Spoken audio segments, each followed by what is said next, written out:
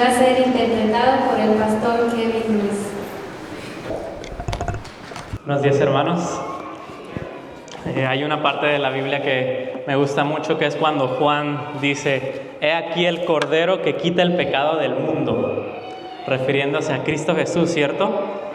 Y nosotros sabemos que ese Cordero fue crucificado en la cruz, y es nuestro deseo poder conocerle más, conocer cómo es que Él con su sangre borra nuestro pecado y nos limpia de toda maldad. Para honra y gloria de Dios, este canto que Dios me dio la oportunidad de componer, que se titula El Cordero.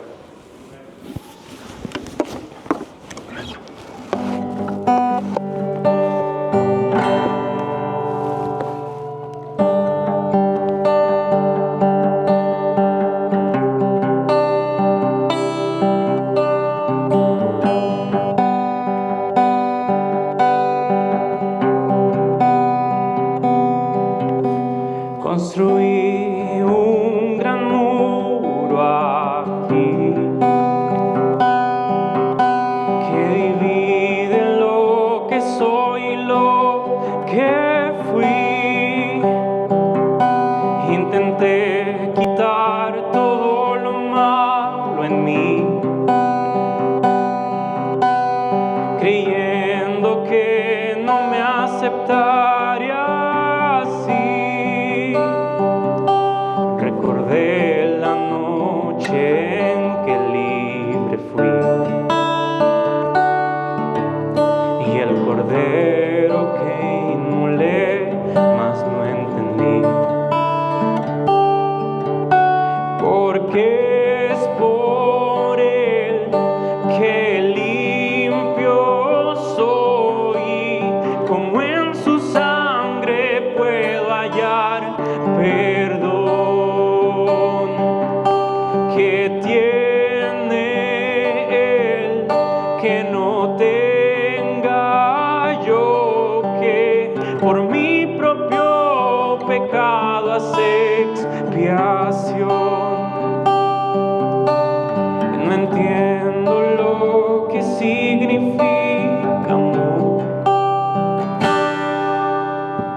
de lágrimas mis ojos llené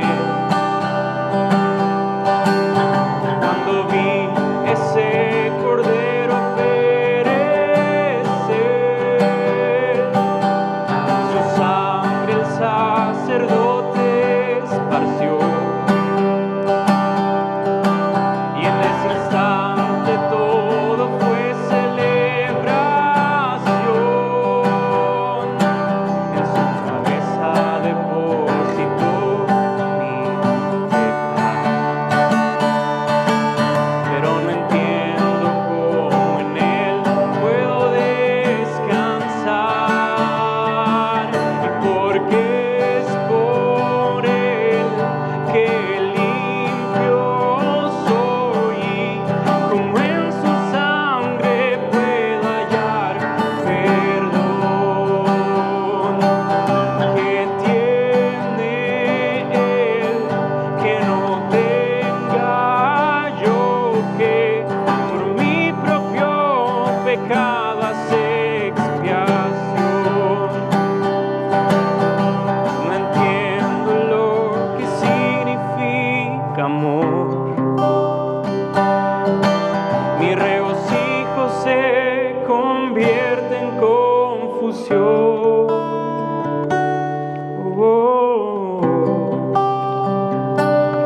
No soy merecedor, porque es por Él que limpio soy, como en su sangre puedo hallar perdón. Que tiene Él que no tenga yo, que por mi propio pecado hace expiación. No entiendo lo que significa amor, y si en lugar de ser cordero fuera yo.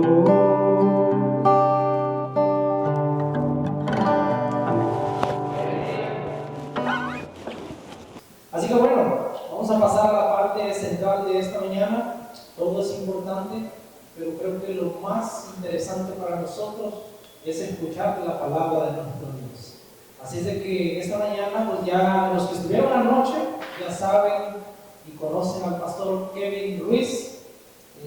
Para los que no vinieron anoche y están en esta mañana, bueno, pues aquí les presentamos al pastor Kevin Ruiz, egresado de la Universidad del Monte Morelos, ¿verdad?, con una licenciatura en teología. Así es de que él es escritor de su propia música y cantante. Los que quieren seguirlo en sus redes sociales, ahí lo pueden acompañar, más tarde le piden ahí su información y apoyarlo también, ¿verdad?, porque él está trabajando en una clínica misionera en la ciudad de Baja California, México, también como capellán, pero él no ha venido solo, viene acompañado de su prometida. Ya próximamente va a entrar al club de los casados, que nos acompaña con ella Samira Mancilla también, que es poblana, desde Puebla, México, nos está acompañando. Así que todos los poblanos ahí saludemos también aquí en Oaxaca, ¿verdad?, presentes. Así que, queridos hermanos, en esta mañana, pastor, que Dios le bendiga, hermanos. Oremos, ¿verdad?, por este matrimonio lindo. Recuerden que el diablo se está empeñando en destruir hogares. Eso lléveselo en la mente. Es una parte que siempre se ha enfocado, es un fundamento de Dios. Así que no olviden orar por el pastor, por su futura esposa, que próximamente ellos van a también a formar un hogar y que pues, el Señor siga fortaleciendo. Señor, sobre su tiempo. Muchas gracias, hermano. Hermanos, feliz sábado. Estoy muy contento, muy feliz de que podamos estar juntos, de esta invitación. Agradezco a Gemima también por la confianza y por la invitación que nos ha hecho de poder venir aquí para poder compartir la palabra de Dios. Gemima me escribe hace como un mes pensando que yo estaba en Filadelfia, porque estuve como voluntario en Filadelfia y pues de Filadelfia aquí son unas 3 horas, yo creo. Hubiera sido mucho más fácil, pero gracias a Dios podemos venir desde Baja California. Y el hermano dijo algo bien interesante. El hermano dijo, viene de la ciudad de Baja California. Yo les quiero mostrar cuál es la ciudad de la que habla el hermano. Ahí les van unas fotos. Lo voy a prender. Esa es mi ciudad, hermanos. Es un pueblito. No llega la señal de teléfono. Hay lugares donde no hay señal de teléfono, uno no tiene datos, puro internet satelital a veces. Pero saben, hermanos, que este lugar me ha regalado de los mejores amaneceres que he podido ver en mi vida. Y estoy muy agradecido con Dios. Ahí ustedes pueden ver el amanecer. Una vez se nos desbordó un río. Estábamos yendo a visitar a unos niños que están en una casa hogar y en eso empieza la llovizna, se convierte no en tormenta, pero sí en un aguacero bien grande y eso era un camino, hermanos. Y el agua se lo llevó todo, estuvimos ahí varados como por 1 hora hasta que pudimos salir en una camioneta. Y eso que pueden ver ahí al fondo de esta imagen es la clínica misionera donde podemos servir a nuestro Dios. Y es una de las experiencias más maravillosas que Dios nos ha regalado. Samira lleva trabajando ahí 1 año como químico en un laboratorio. Y pues el Señor ha sido muy bueno con nosotros. Y lo digo también porque el lugar en el que estamos es un lugar árido, es un desierto, el desierto de Baja California. Y ese desierto, gente que ha ido, por ejemplo, a Israel, dice, esto es muy parecido a Israel. Las montañas que se ven ahí son muy parecidas, ahí hay olivos también. Jesús habló mucho de los olivos, ahí hay olivos, se da. Y me llevó a reflexionar antes de venir aquí, en el capítulo 18 de Génesis, Y por eso el tema del día de hoy, hermanos, se titula Aún por 10. Aún por 10. Porque vamos a ver una escena en donde Dios se encuentra con Abraham en el desierto. Es una perspectiva de Dios que intercede para salvar a aquel que quiere conversar con Él. ¿Has conversado con Dios últimamente? Y vamos a poder introducirnos a este tema planteando lo siguiente. ¿Qué es la teología? Muchas veces se dice, no, la teología es la ciencia del conocimiento de Dios, pero en Génesis capítulo 18 nosotros nos damos cuenta que la teología sí es un conocimiento de Dios, pero es el conocimiento de Dios tan profundo que nos impulsa a amarlo cada vez más. Tú como persona, si te lo has preguntado alguna vez, ¿decidirías hoy dejar de conocer a tu esposo o a tu esposa? Que todo lo que sabes de tu esposo, de tu esposa, de tus hijos, de aquellos a quienes tú amas, dejarlos de conocer. ¿Qué decidirían muchos? No. Entre más conoces a una persona, más la amas. Esa es una regla que no se puede quitar. Entre menos conoces a una persona, entonces menos la puedes amar. Es imposible. Tú no puedes amar a alguien que no conoces. Y entonces ahí en medio del desierto y de las montañas, en el encinar de Mamre, Abraham y nosotros vamos a conocer un aspecto especial del carácter de nuestro Dios. ¿Están de acuerdo? ¿Quieren descubrirlo, hermanos? Vamos para allá. Génesis 18, 1 al 5 nos muestra lo siguiente y comienza diciendo: Después le apareció Jehová en el encinar de Mamre, estando él sentado a la puerta de su tienda en el calor del día, alzó los ojos y miró aquí 3 varones que estaban junto a él. Y cuando los vio, salió corriendo de la puerta de su tienda a recibirlos y se postró en tierra. Y vean que dice Abraham de primera: Señor, si ahora he hallado gracia en tus ojos, te ruego que no pases de su tiempo, de tu siervo. Que se traigan un poco de agua, laven sus pies, recuéstense debajo de un árbol. Voy a traerles pan, sustenten vuestro su corazón y después pasaréis. Pues por eso habéis pasado cerca de vuestro siervo. Y ellos le dijeron: haz así como has dicho. Imagínense esta escena, hermanos. Tú estás sentado allá afuera de tu casa, ahorita no está haciendo calor, pero me imagino que en algún punto del año hace calor y en algún punto del año se va toda esta nieve. Imagínate estar sentado ahí a la puerta de tu casa y de pronto se van a acercar. Imagínate poder estar tan cerca de Cristo que a primera vista tú estás viendo allá a lo lejos que Cristo está a punto de entrar a tu casa. Es impresionante, porque la Biblia muestra a Cristo hecho hombre en los evangelios. Pero yo estoy seguro, hermanos, que Génesis 18 es una muestra de que Cristo también se hizo hombre en el Antiguo Testamento. Porque vean qué está diciendo Abraham. Abraham lo reconoce, le dice: Señor, tú has llegado aquí. Lo recibe en su casa, le da de comer, le hace que se recueste, que se pueda descansar. Es todo lo que un humano hace. Ahí estaba Jesús, enfrente de Abraham. Y yo tengo una pregunta para ti. ¿Has recibido a Jesús en tu casa de esa manera? ¿Podrías recibir a Jesús en tu casa? Si llegara un día cualquiera de la semana y tú ya estuvieras regresando del trabajo, quizá te hayas quitado los zapatos para descansar allá afuera, ¿podrías recibirlo así?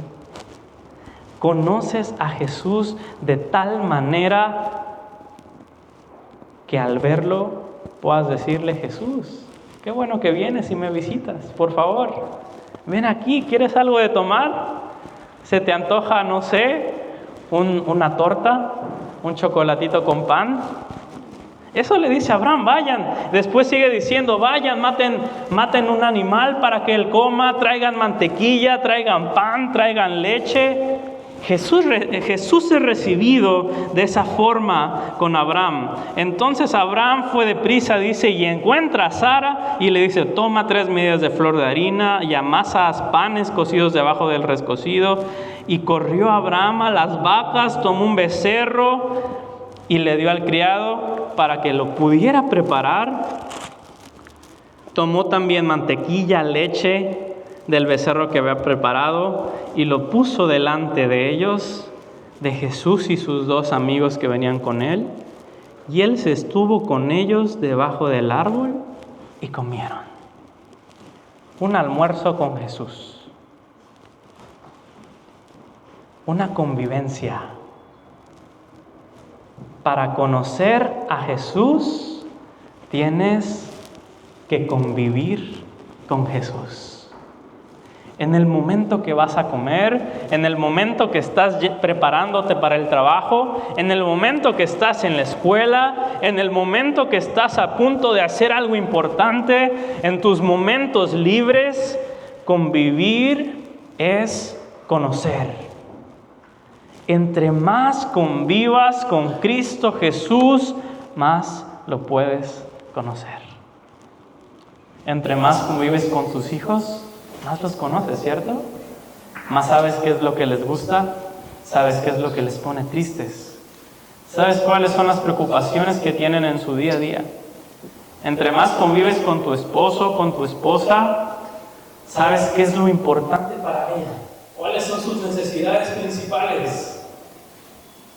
Esto se puede aplicar a Dios, a la familia y a los que amamos, ¿cierto?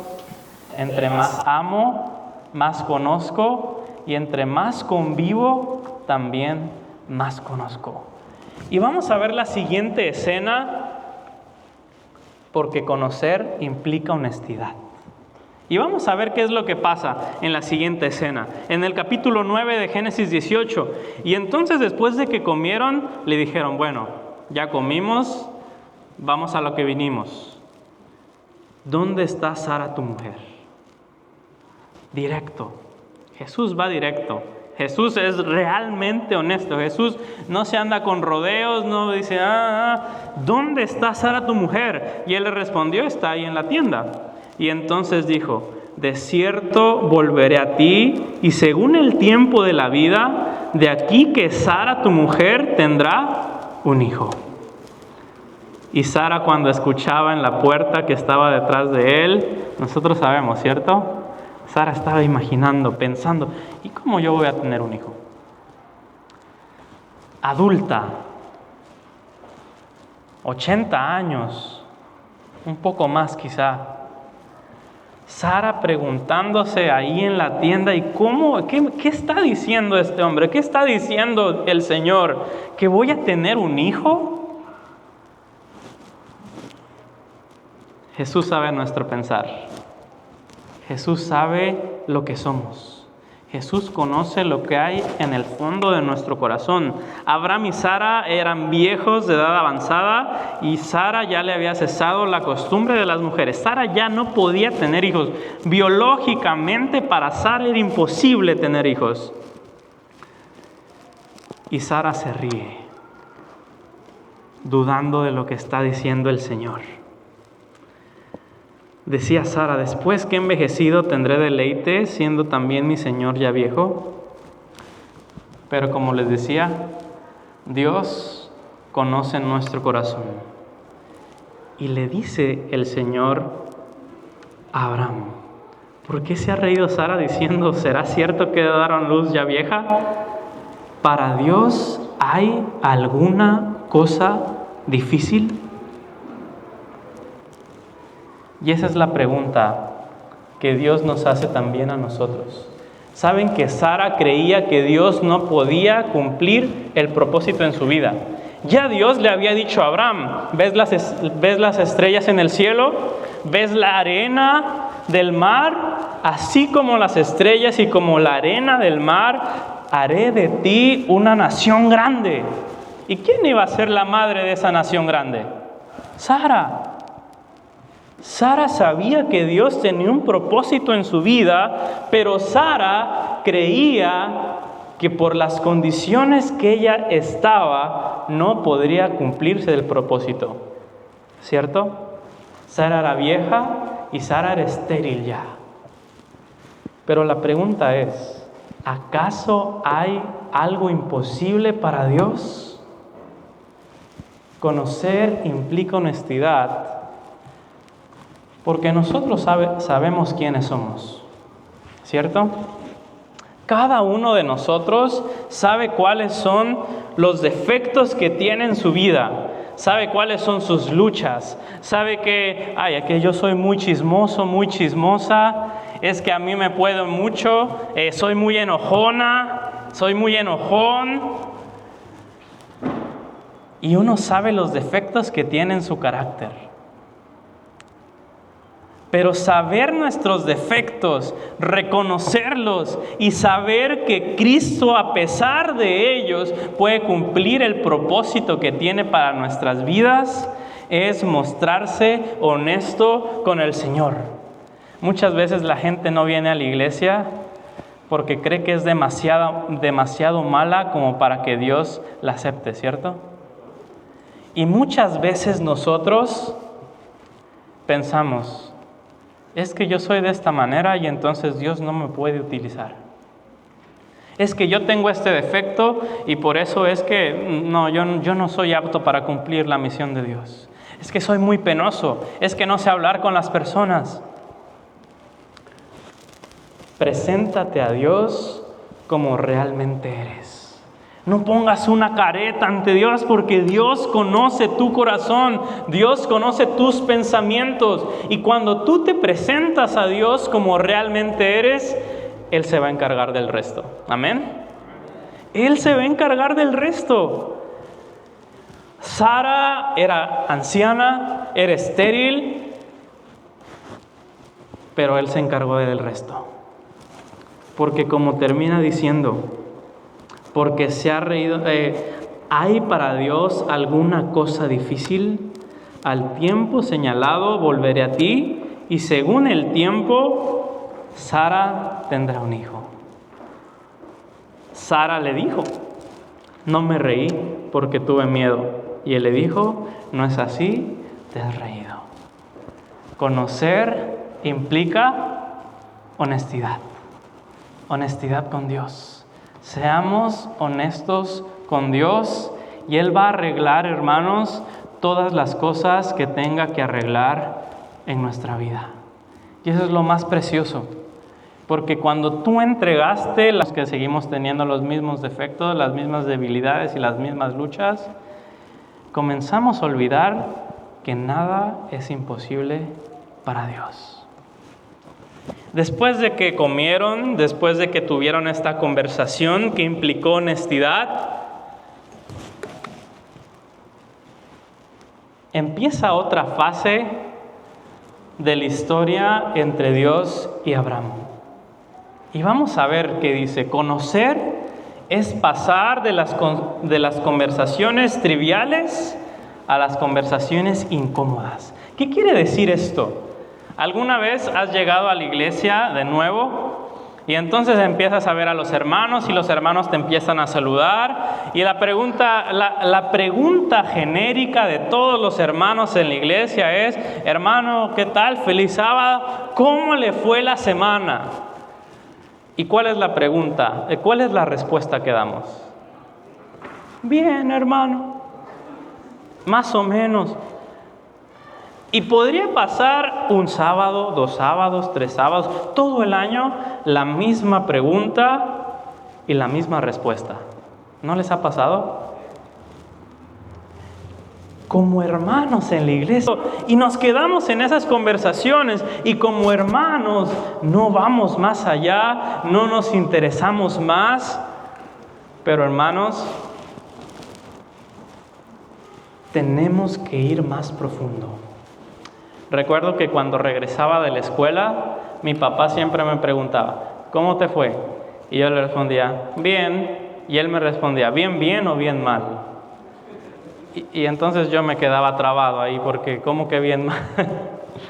Y entonces me forzaba a platicar. Y a veces tenemos que forzarnos a platicar. A veces tenemos que ponerle un poco más de esfuerzo para que las conversaciones empiecen a ir un poco más profundas.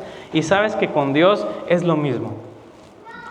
Cuando oramos con Dios, muchas veces es, Padre nuestro que estás en el cielo, santo sea tu nombre, te doy gracias por la familia, te doy gracias por la comida, te doy gracias por el trabajo, por favor, cuida a mi esposa que está un poco enferma, en el nombre de Jesús, amén. Y se termina la oración. Pero hubieron tantas emociones que tú viviste durante el día que no le contaste a Jesús. Hubieron tantos momentos impresionantes, emocionantes, momentos de tristeza, momentos de confusión, momentos en donde te estabas preguntando algo y todos esos momentos los dejaste pasar porque creíste que a Dios no le importaban, pero ¿sabes qué? A Dios le importa todo lo que te está pasando. A Dios le importa cuando te sientes confuso, cuando estás intentando decidir entre una cosa u otra. A Dios le importan también esos momentos en los que te reíste demasiado. ¿Y por qué no le cuentas a Dios ese momento del día en el que un compañero del trabajo dijo un chiste y te empezaste a reír? Hay que ir un poco más profundo con Dios. Hay que ir contándole los sentimientos más profundos de nuestro corazón. Hay que ir contándole los planes y las ideas que tenemos para el futuro, porque estoy seguro que Dios se interesa por ellas. Y cuando leemos la Biblia, ¿no creen que nos pasa un poco lo mismo? No sé cuántos, como propósito de Año Nuevo, ya que entramos a diciembre, se han propuesto leer toda la Biblia en un año. Amén. ¿O cuántas veces se lo han propuesto? ¿Cuántos de aquí se lo han propuesto alguna vez en su vida? Dios, este año sí leo la Biblia, acomodé lugar. Los 66 libros de la Biblia, el 31 de diciembre voy a estar leyendo Apocalipsis 22. Sí, ven Señor Jesús, ahí se va a terminar mi año. ¿Cuántos lo han pensado como propósito de Año Nuevo? Amén. ¿Y cuántos lo quisieran poner ya que estamos en diciembre? Yo creo que sería una buena dinámica. Pero a veces no sabemos cómo comenzar a leer la Biblia, ¿cierto? Llega el 1 de enero y dices, ¿con qué empiezo? ¿Génesis 1? O cuando quieres empezar a leer la Biblia y dices, bueno, ¿con qué empiezo? ¿Con los evangelios? Es difícil saber cómo empezar a leer la Biblia. Y cuando leemos la Biblia le hacemos como con las películas. Bueno, voy a ver una que ya vi antes. Y así mismo decimos, bueno, voy a leer un libro que ya leí antes. Y decimos, bueno, venga, vamos a leer Josué. Y empezamos a leer y leer y leer, pero leemos cosas que ya conocemos. O cuando queremos aprender, o cuando nos preguntan un versículo de memoria, decimos el mismo, ¿cierto? Génesis 1:1, Filipenses 4:13, todo lo puedo en Cristo que me fortalece. Josué 1:9, mira que te mando que te esfuerces y seas valiente, no temas ni desmayes, porque yo estaré contigo a donde quiera que vayas. Salmo 23:1, Jehová es mi pastor, nada me faltará. Juan 3:16, ¿cierto? Cuando estamos conociendo a Dios, implicamos ir más y más y más y más profundo. Abraham y el Señor ya habían tenido una conversación ahí trivial mientras comían, pero cuando va avanzando esa conversación, se comienzan a adentrar, vamos a leer ahí, en un lugar apartado que los dirigía hacia Sodoma, ¿cierto? estaban ahí, viendo hacia Sodoma. Y cuando estaban viendo hacia Sodoma, Dios estaba a punto de darle a conocer a Abraham su plan maestro para la salvación. Conocemos la historia de Sodoma y Gomorra, ¿cierto? Conocemos la historia en la que Abraham y Dios se ponen a platicar acerca de lo que iba a hacer Dios con Sodoma y Gomorra. Lo tenemos bien grabado en nuestra mente. Pero ese es el plan maestro de salvación. Y lo va diciendo entre líneas y lo vamos a descubrir. El juicio de Dios, a simple vista, hermanos, puede parecer una conversación incómoda. Pero las conversaciones incómodas salvan relaciones. Las conversaciones incómodas salvan relaciones. A veces tienes que decir lo que no te gusta, ¿cierto? A tu pareja, a tus papás, a tus hijos, para que su relación pueda continuar. ¿Quién quisiera estar en un juicio? Sinceramente, nadie. Cuando estaba en Filadelfia sirviendo como voluntario, muchos hermanos empezaron a ir a juicios de migración y los hermanos estaban realmente asustados. El hermano, cuando va al juicio para inmigración, entonces el pastor lo ayuda y el hermano se pone en bando de oración y el hermano se pone lo más consagrado que puede a Dios, porque realmente es un tema delicado y es un tema que da miedo. A nadie le gusta el juicio, pero con Dios el juicio es diferente. Y nos vamos a dar cuenta por qué. Abraham estaba a punto de descubrirlo. ¿Cómo funciona el juicio de Dios?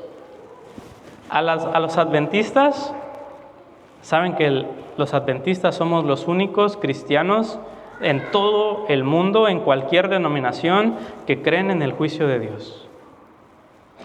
Y creen en esto que se llama el juicio investigador. Los conquistadores yo creo que se lo saben de principio a fin, el juicio investigador. Los únicos cristianos en todo el mundo que creen en el juicio investigador somos los adventistas del séptimo día.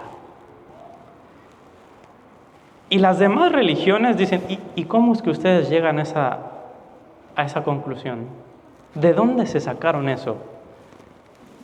No está en la Biblia no dice juicio investigador textualmente, pero la Biblia sí nos muestra cómo Dios a través de la historia se comporta de maneras similares para poder aplicar su juicio. Y vamos a ir ahí a Génesis 3, 8 al 21. Rápidamente nos vamos a dar cuenta de cuáles son las implicaciones del juicio de Dios.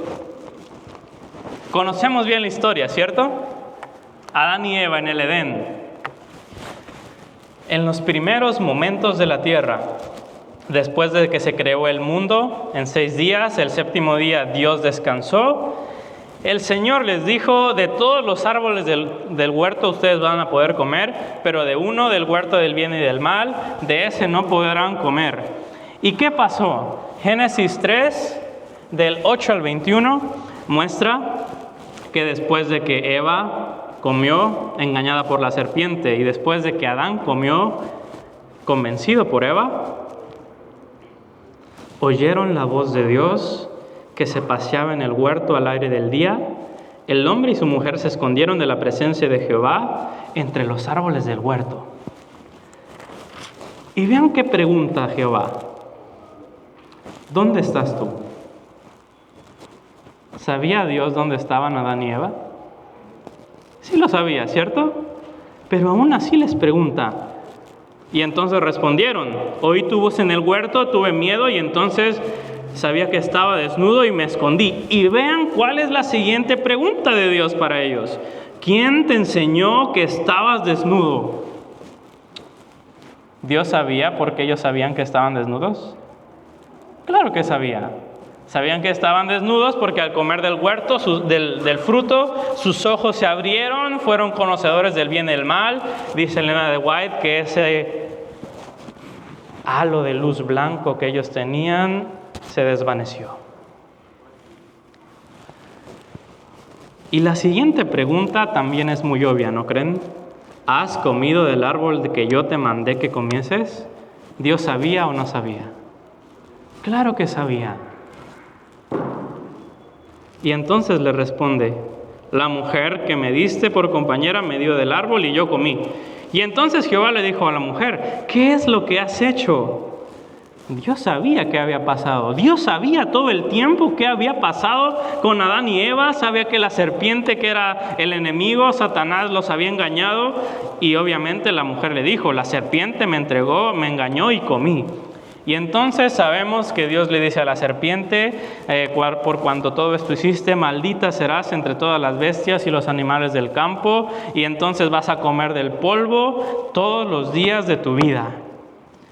El 15 dice, pondré enemistad entre ti y la mujer, entre tu simiente y la simiente de ella. Esta te herirá en la cabeza y tú le herirás en el calcañar. Y allí encontramos la primera promesa de Cristo Jesús como Salvador de este mundo. Hasta ahí hemos visto 4 fases y 4 acciones de Dios y el ser humano. ¿Qué pasa al principio? El ser humano peca, el ser humano erra, falla ante Dios. Lo segundo que Dios hace es investigar el pecado.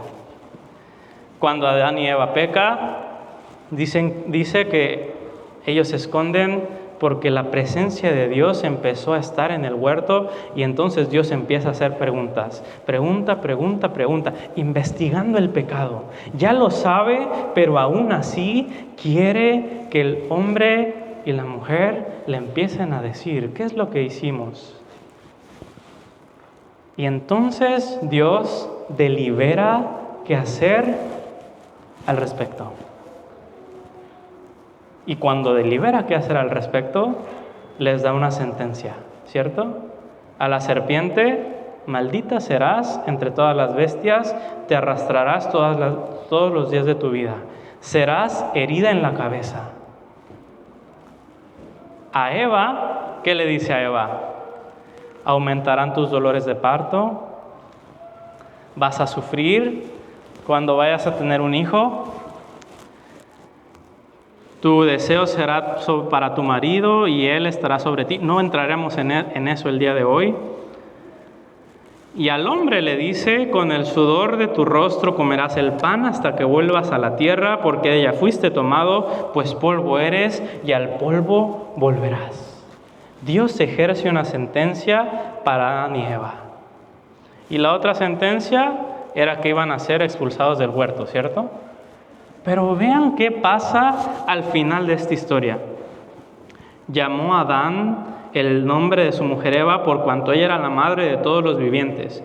Y Jehová hizo al hombre y a su mujer túnicas de pieles. ¿Y qué pasó?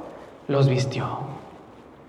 Adán y Eva estaban con esas hojas de higuera que no los tapaban absolutamente nada, pero esas representan las obras y los esfuerzos que el ser humano intenta hacer para cubrir su pecado. Pero al final, Dios viste a Adán y Eva. Los viste de pieles de animales. Antes de que haya alguna piel de animal sobre nuestro cuerpo, ¿qué tiene que pasar antes? Tiene que morir un animal, ¿cierto?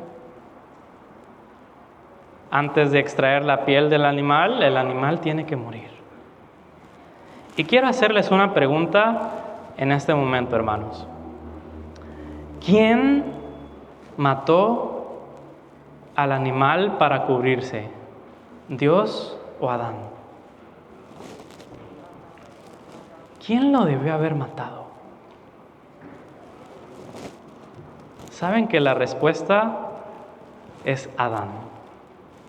Adán tuvo que tomar un artefacto para degollar al animal y que su sangre se derramara, muriera y entonces pudieran ser cubiertos con sus pieles. Adán no había experimentado la muerte. Adán no sabía qué significaba matar a alguien. Y en ese momento lo descubrió con el dolor de su corazón. ¿Alguien ha tenido que matar a algún animal? Debe ser horrible.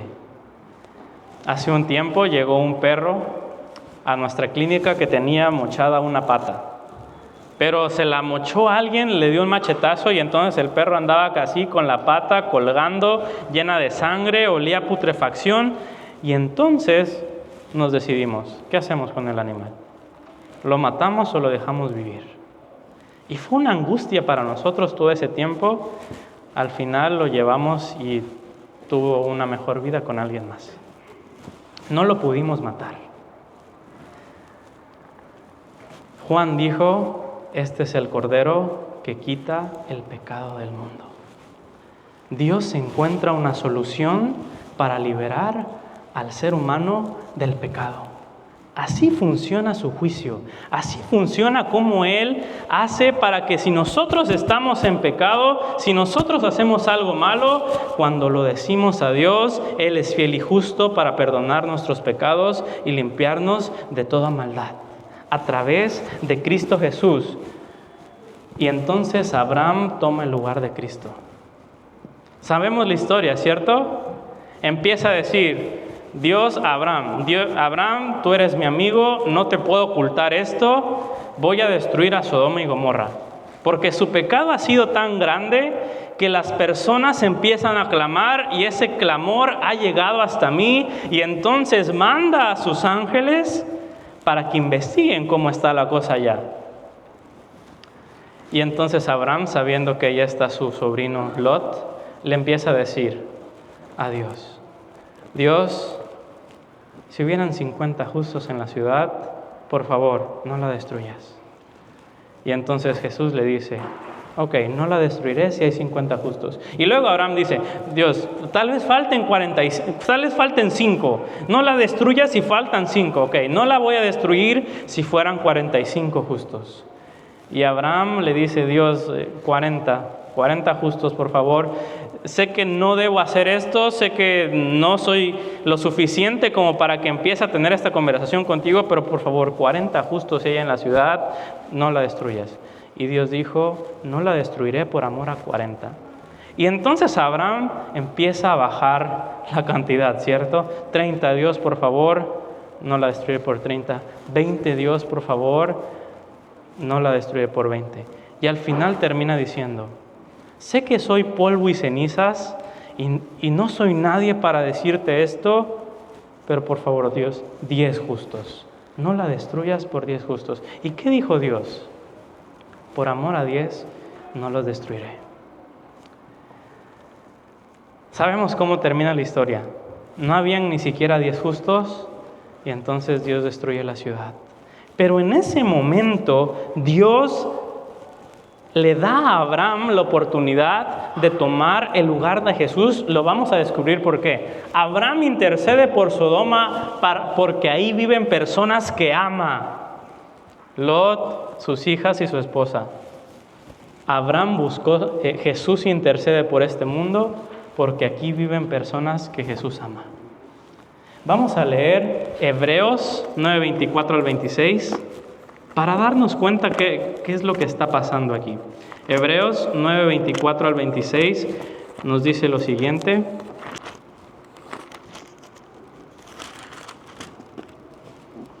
Dice así, porque no entró Cristo en el santuario hecho por mano, figura del verdadero, sino en el cielo mismo para presentarse ahora por nosotros ante Dios y no para ofrecerse muchas veces como entra el sumo sacerdote en el lugar santísimo cada año con sangre ajena. De otra manera, le hubiera sido necesario padecer muchas veces desde el principio del mundo, pero ahora, en la consumación de los siglos, se presentó una vez y para siempre por el sacrificio de sí mismo para quitar de en medio el pecado. Y el 27 dice algo muy hermoso.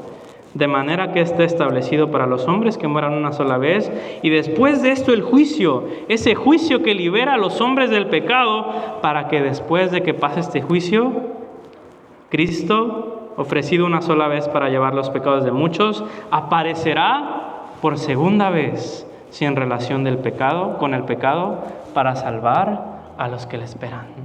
Es por eso que Abraham estaba intercediendo por Sodoma porque habían ahí personas que él ama, y Cristo intercede por este mundo porque en este mundo hay personas que Cristo ama.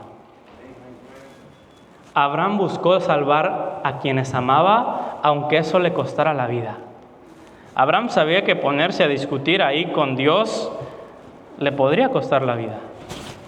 Jesús buscó salvar a quienes ama, aunque eso le costó la vida. Jesús tuvo que ser crucificado por el perdón de nuestros pecados. A Abraham no le importó el número de personas que fueran justas para interceder por ellas, ¿cierto? Jesús moriría, intercedería y vendría otra vez, aún si solo fueras justo tú. Aún si solo fuera por ti, Jesús estuviera intercediendo, hubiera dado su vida y vendría por segunda vez. A Abraham no le importaba si las personas a quienes amaba se fueran a equivocar después de interceder por ellas, porque su intención era salvarlas. Jesús sabe que te vas a equivocar. Jesús sabe que vamos a volver a fallar. Jesús sabe que vamos a volver a tropezar en nuestras debilidades. Pero aún así seguirá intercediendo para salvarte. Abraham, por la fe, resultó justo delante de Dios para salvar a quienes ama. Jesús, por su sangre derramada en la cruz, resulta justo delante de Dios para salvar a quienes ama. O sea, tú y yo. Y todos los que estamos aquí. Tú y yo somos por la fe salvos. A veces nosotros queremos ser Abraham.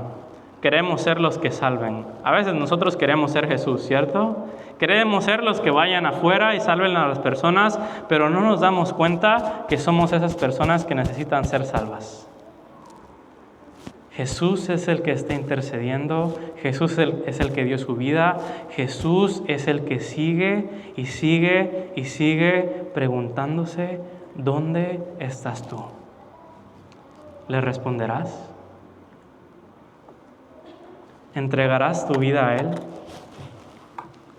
Jesús ya está haciendo todo. Solamente tienes que decir, Jesús, aquí estoy, te entrego mi vida.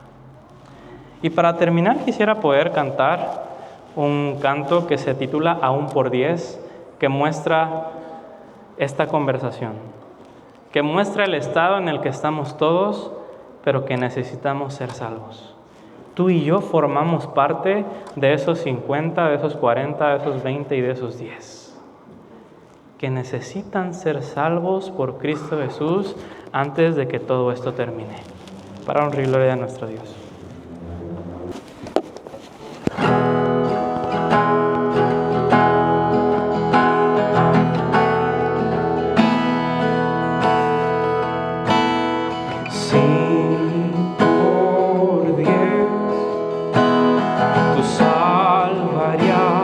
Una ciudad que se consume en pecado. ¿Quién soy yo para impedirlo, Dios? Nada más que polvo y ceniza. Así también me encontraste a mí, perdido y sin protección, mas con amor llamas por mi nombre, con suave voz, ¿dónde estás tú?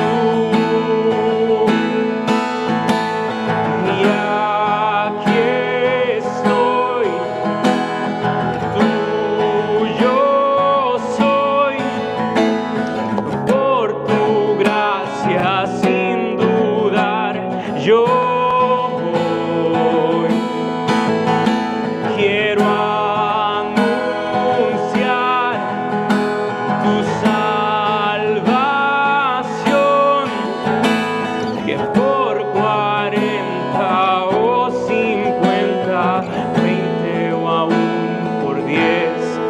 vendrá otra vez.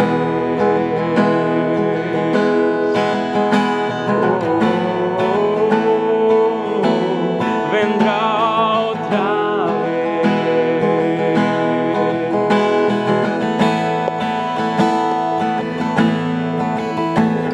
¿Y quién soy yo para impedirlo, Dios? Nada más que polvo y cenizas.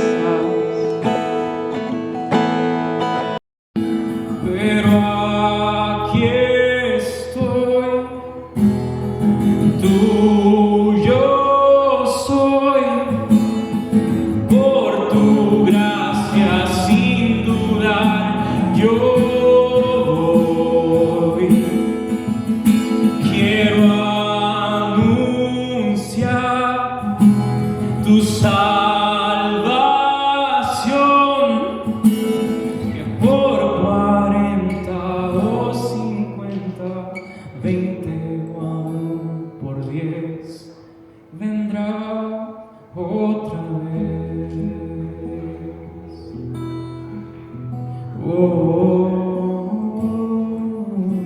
Vendrá otra vez.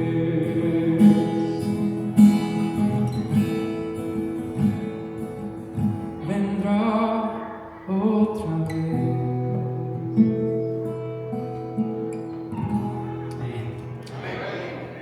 Quisiera que pudiéramos inclinar nuestro rostro para orar, pensando en eso, en que Cristo está pronto a venir y que nosotros debemos pertenecer a esos 10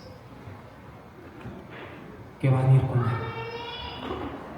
Él está intercediendo ya, lo está haciendo todo, derramó su sangre por ti y por mí. ¿Queremos pertenecer nosotros a ese pueblo que esperará a Jesús? Vamos a orar.